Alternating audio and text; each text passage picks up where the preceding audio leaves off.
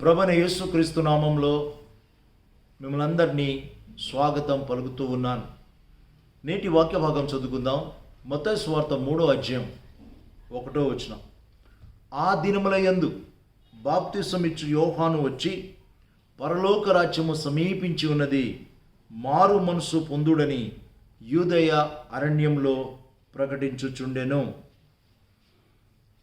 ఆ దినములయందు బాప్తిసమిచ్చు యోహాను వచ్చి, పరలోక రాజ్యము సమీపించి ఉన్నది, మారు మనసు పొందుడని యూదయ అరణ్యంలో ప్రకటించుచుండెను.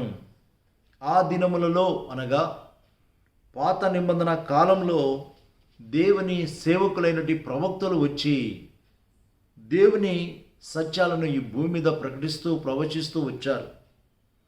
పాత నిబంధనలో చివరి ప్రవక్త మలాకి మనకు కనిపిస్తూ ఉన్నాడు.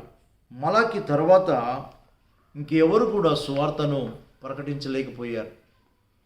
పాత నిబంధనకును క్రొత్త నిబంధనకు మధ్య దాదాపు 400 సంవత్సరాలు. ఈ 400 సంవత్సరాలు దేవుడు ఎవరితో మాట్లాడలేదు. దీనిని సైలెంట్ పీరియడ్, నిశ్శబ్ద కాలము అని అంటూ ఉంటారు. ఈ 400 సంవత్సరాలు దేవుడు మనిషితో మాట్లాడలేదు. కాబట్టి మనుషులు తమ తమ ఇష్టానుసారంగా ప్రవర్తిస్తూ వచ్చారు. ఇలాంటి పరిస్థితుల్లో అకస్మాత్తుగా మనకు బాప్టిజం ఇచ్చు యోహాను కనిపిస్తూ ఉన్నాడు. ఈ యోహానుని గురించి మలాకి గ్రంథము 3వ అధ్యాయం 1వ వచనంలో మనం చూస్తాం. ఇదిగో, నాకు ముందుగా మార్గము సిద్ధపరచుటకై నేను నా దూతను పంపుచున్నాను. అవును, యోహాను దూత వలె ప్రభు మార్గమును సరళము చేయుటకు ఒక పోస్ట్ మ్యాన్గా వచ్చాడు. అవును ప్రియులారా, పోస్ట్ మ్యాన్ ఉత్తరం తీసుకొని వస్తాడు. ఆ ఉత్తరము చాలా విలువైనది. ఆ ఉత్తరంలో ఉన్న సంగతులు మనకు చాలా చాలా ప్రాముఖ్యమైనది. పోస్ట్ మ్యాన్ వస్తాడు, ఉత్తరం ఇస్తాడు, వెళ్ళిపోతాడు. కానీ ఆ ఉత్తరము మనతోనే ఉండిపోతుంది.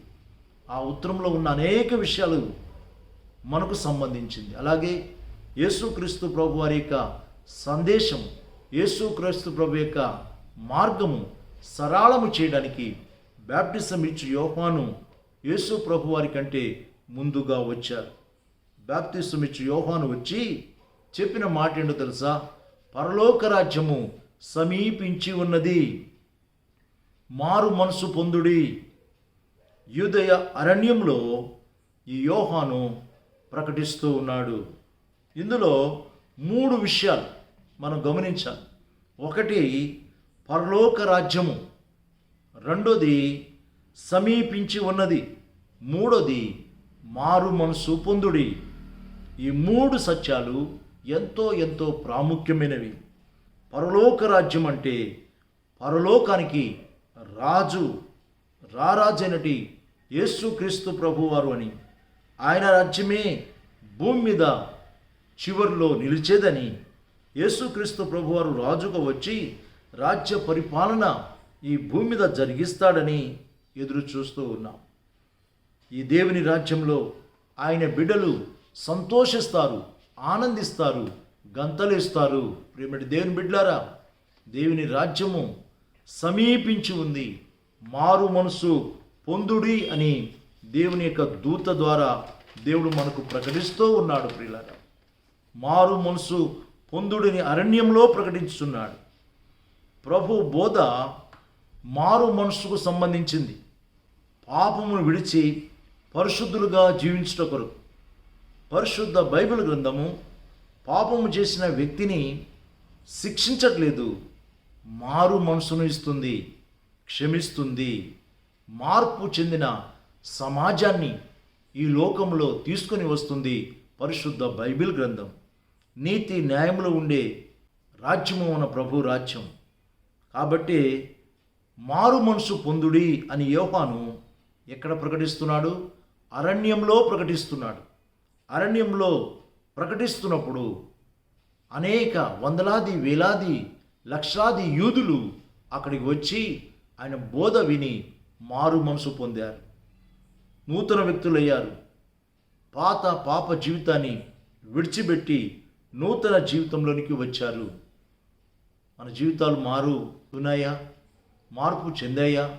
మారిన బ్రతుకు, మారిన చూపు, మారిన నడక, మారిన ప్రవర్త, మారిన భాష, మారిన మాటలు, మారిన జీవన విధానము మనకు ఉన్నదో లేదో? ఒకవేళ మారకపోతే ప్రభు మనకు ఇస్తూ ఉన్నాడు. మారు మనసు పొందుడి. మార్పు చెందిన సమాజాన్ని దేవుడు ఇక్కడ స్థాపించడానికే తన వాక్యాన్ని ఇచ్చాడు, తన నామాన్ని ఇచ్చాడు. ఆయనే యేసు ప్రభుగా ఈ లోకానికి వచ్చాడు. ఈరోజైనా నీ జీవితాన్ని ప్రభుకు సమర్పించుకోగలిగితే ఆయన నీకు నూతన జీవితం ఇస్తాడు. అలాంటి గొప్ప కృప పరిశుద్ధాత్మ దేవుడు మనకందరికీ దయచేయునుగాక. దైవాశీస్సులు. ప్రార్థన చేసుకుందాం. ప్రేమ కలిగిన తండ్రి, మహోన్నతునటి మా ప్రభువా, వాక్యం వింటున్న మా ప్రియులను పేరు పేరున దీవించండి నాయనా. మార్పు చెందిన, మారు మనసు పొందిన జీవితం మాకు దయచేయండి. ఈ సమాజంలో మేము నూతన వ్యక్తులము. ఎవడైనను క్రీస్తు నందు నెడల వాడు నూతన సృష్టి, పాతవి గతించెను, ఇదిగో సమస్తము క్రొత్తవైన. క్రొత్త జీవితం, మార్పు చెందిన జీవితం మాకు దయచేయమని యేసు ప్రభు పేరిట ప్రార్థిస్తున్నాం తండ్రి. ఆమేన్.